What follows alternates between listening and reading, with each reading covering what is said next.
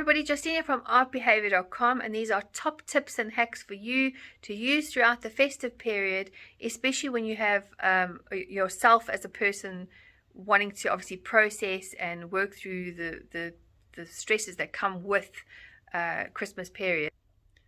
And when you're having many people visit you throughout the festive period, especially when there's a lot more than normal. So this one that we're going with is on the theme of when you're cleaning up everything after everyone has come to visit you.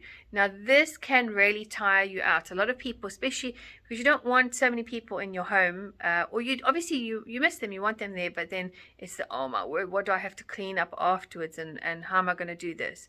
Now what I highly recommend you do is you surround yourself with oranges, because that's going to teach you how to calm down and actually ask for help, but let go and stop controlling the process of when other people help you clean up, that they actually just leave them to do it. You have obviously organized your Christmas really well. You've organized your festive period, whatever you're doing. Now it's time to ask for help, for people to step in, and for you to get out of the way as the drill sergeant and just allow people to help you. So where can you ask for help? On the cleanup side especially, and where can you let this go, where Orange can help you so that you can also have a rest and make sure you're pampered through the Christmas period.